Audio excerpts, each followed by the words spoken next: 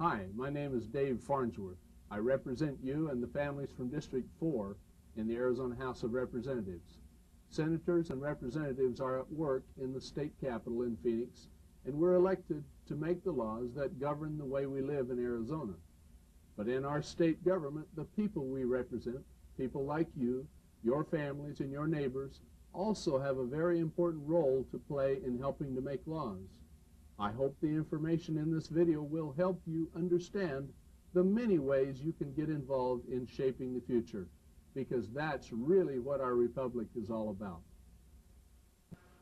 The goal of this tape is to help you, the citizen, get involved in the legislative process, thereby having better government here in Arizona and in America.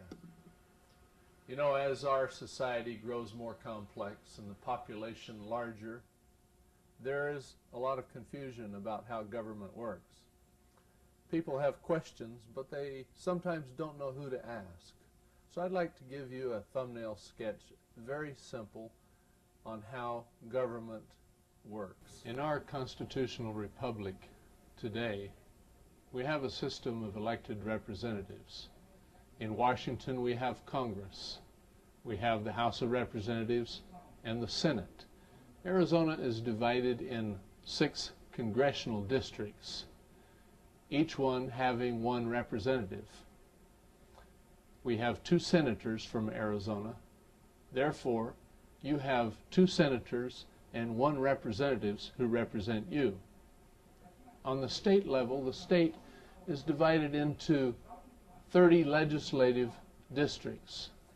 We have then 30 legislative districts. Each one has 2 representatives and 1 senator.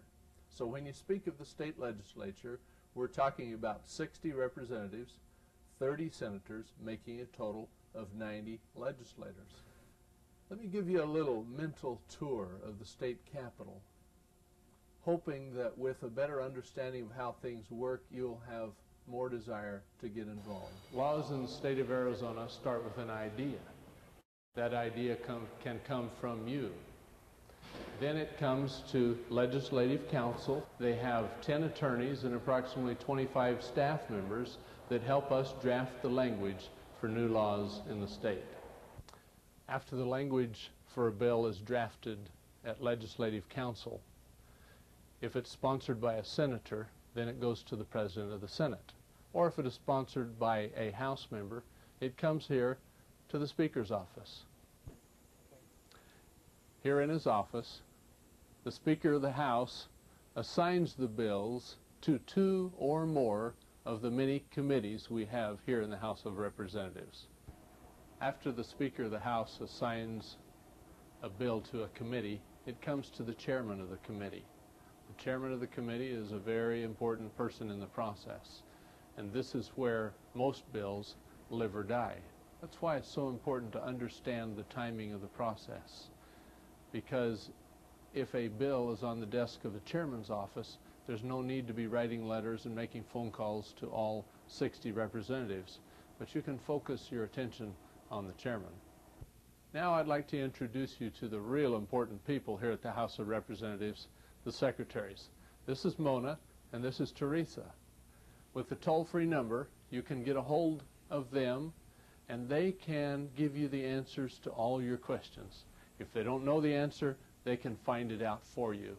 And that's how you'll know where the bill is in the process. Here in the committee rooms is where you, the citizen, can really get involved. There are 4 committee rooms, and after you have used your letters and phone calls to influence the chairman of the committee to put your favorite bill on the agenda, you can come down, pick up a speaker slip outside, fill it out, which gives you the opportunity to speak. Now, according to the time that's available, not everyone gets to speak as long as they'd like to. It says here a 5-minute speaking limit, and of course if you speak for 2, the chairman will really love you for it. It has the name of the committee, the date, your name, the bill number, and whether you're pro or con. There's an interesting question at the bottom: are you a registered lobbyist? We have 5,555 registered lobbyists in the state of Arizona. When you speak, you can come up to this microphone right here, and the members of the committee might ask you questions, and they really enjoy having real people come here to testify, as most of the people that come to testify are the registered lobbyists. So it's good to hear from real people. You sit out here in the audience, and a committee meeting might last for an hour, and it might last for 8 hours. It is a very educational process, and I would encourage each of you to come down and get involved. The next step in the process we call caucus. That is where the different parties meet. This is the majority caucus room, and the minority caucus meets in another room. Staff members come here to this podium to give us more information on each bill.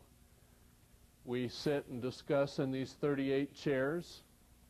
The discussion on each bill may last for 30 seconds. Other bills, the discussion will go on for hours. The next process in the passage of a bill is Committee of the Whole, or COW as we refer to it. All 60 representatives have an opportunity to speak on each bill, and we can argue back and forth, and sometimes the discussion goes on for many hours. Behind me you can see the gallery. That's where you, the citizen, can come and listen. It's a very educational experience to come and witness. I would encourage you to do that. The next process is third read. The reason we call it third read is a bill is read 3 times during the process of becoming a law. First read, later on the process, second read, and then third read. Each time it's read, it's not read in its entirety, and in fact the reader reads so fast that you really can't understand much of what he is saying, but it is a legal requirement to do so.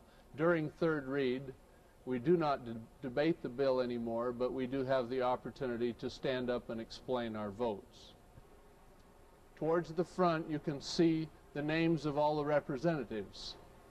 If we have a roll call vote, they light up with red or green according to a yay or nay vote. We would like to think that we send our representative to Washington or Phoenix, and they are purely have our interest at stake.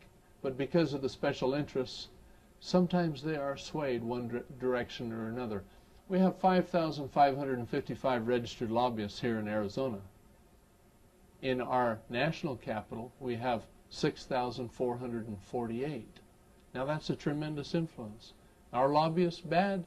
No, they're just people who are paid to get special interest legislation passed. Now who's looking after the citizen? Who's looking after the Constitution? We need your help and your involvement by learning the process here in the legislature and also in Congress in Washington, D.C. You can have a tremendous influence.